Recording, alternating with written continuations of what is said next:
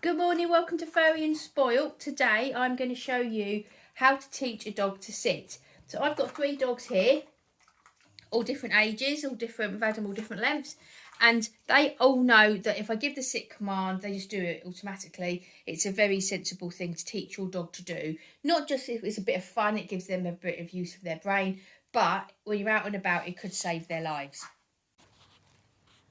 Before I show you how to teach your dog to sit, I just want to mention something. When you are training your dog, it is vitally important that you are calm and that you are relaxed, that you're feeling confident. You can be happy, you can be excited, that all helps. But you must never be angry or anxious or worried or frustrated. The second you start feeling those emotions, you are never ever going to achieve anything with your dog. So you must stop, get your energy sorted out, and then start again. So to teach a dog to go into a sit, you need to raise your hand, put your hand over the top of his head so that he looks up at it. And for some dogs, they will automatically go into a sit, some will step back, but we'll deal with that later on. So the first thing you want to do is have a really, really good treat. I'll talk to you about treats later on. Raise your hand above their head and say, sit. Good boy. I'm going to do that again because Harry is so used to the command that the second that he saw my hand go above his head, he went straight into a sit. So I'll put him into a down and then I'll do the sit again as if he'd never heard the word before. So Harry, down. Good boy. Harry, sit.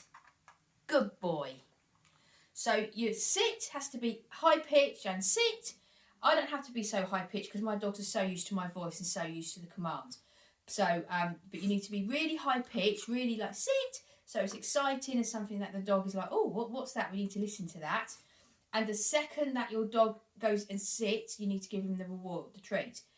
It's really important that you do not reward the dog until his bum is properly sat on the floor. Because you don't want to teach the dog that the sit command is something else. A sit command is sat like this. Let me show you. Bum completely on the floor. And your dog does not want to learn any other body position is sit. So only reward him when you've absolutely got the command the way you want it and you've got the body position the way that you want it. So some dogs, as soon as you raise your hand above their head, they're naturally going to go and sit in the sit position. Good boy. There's something about getting your hand above their head that naturally puts them into that position. So can you see there how my hand is exactly above his head, and that's making him put his head up, which naturally will put his body back into a sit position. Good boy. However, with some dogs what happens is when you put your hand above their head, they don't go into a sit position. What they do is they walk backwards. So they'll just take a step back, but they'll still be standing. So I'll show you how we deal with that problem. I need to have him stand. Right, so some dogs, what they will do is when you raise your hand above their head, good sit, they will step backwards. And to stop that happening, you can put your dog up against something. So I'm just in my kitchen here, and you can see that I'm up against these Chester drawers, and that means that he can't step back. He has to sit. He's got nowhere to go.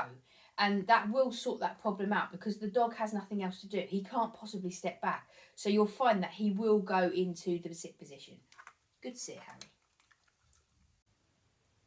Right, so let me talk to you about the treats that I use for training my dogs. So treats for me have got to be 2 things. They've got to be really smelly and they've got to break down really tiny. I do a lot of training with my dogs and I could get through so many treats if I overdid it. So these are the things that I use. Now, these are called Dreamies. They're actually a cat treat, but they're perfectly fine for dogs. You can see how small that is. And they've got quite a smell to them. So that's one thing that I use. But, so sometimes even they are a bit too big if I'm doing a lot of training.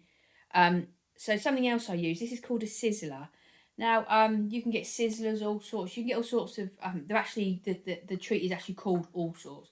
And in the UK, and that's what I always use. However, what the criteria is, so if you're in a different country and you can't get them, what the criteria is that they've got to be really easy. Can you see how easily I can break that off?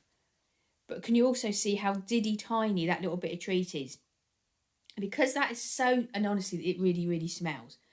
My dogs are quite happy to just have that tiny little bit. So if you look at Harry, he'll happily work for this. So Harry, down. Good boy. He's quite happy to have this tiny little bit of treat. Harry, sit. Good boy. Even though, I'll give Albert a little bit. This is Albert. If you watch my videos, you'll know he's my dog that has learning difficulties, and sit's the only command he knows. That's absolutely fine. There's no problem with that. And you can see from this video, he's involved with training. He gets involved with training, and it doesn't matter that that's the only word he knows. I've talked about that in other videos, but he always comes to training. But that's all he does. He does his sit, and that's it. And he's involved in training, aren't you? Then we've got Humps over here. He's my superstar. Sit, good boy. He's my rescue from Korea. We've only had him 6 months, but he's a really, really clever boy. Very, very clever. He loves training. Good down, good boy. He loves training. And he, you know, again, look, the tiny, tiny little bit of treat that I'm offering him, diddy little bit. And you can see how if you're doing if I'm doing a 20, 30-minute session with the boys, sometimes quite fast, you would get through an awful lot. The other thing that's really important, Harry, sit, good boy. The other thing that's really, really important is that I know exactly how many treats the boys are getting. So each sizzler is probably about, let me show you, so it's probably about that long.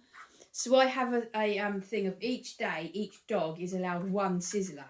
So when I'm doing I start my day, I get the sizzlers out and put them on the side, and then I know that they have only had that, because it would be so easy to just keep rewarding, and before you know it, you've given them loads and loads of treats, and that's never going to be good for a dog.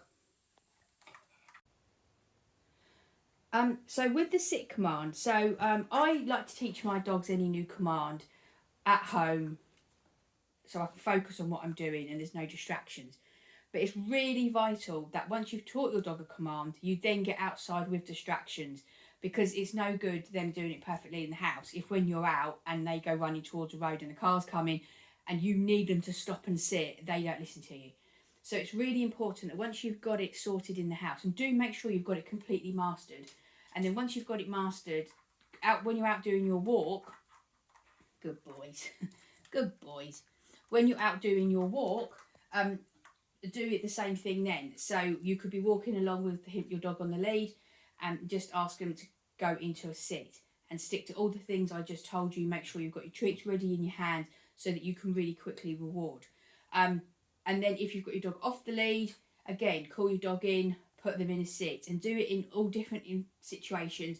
When there's a dog coming towards you, do it with all kinds of distractions, so that your dog sit is something that if you ask them to do, you can rely on it, that they will do it.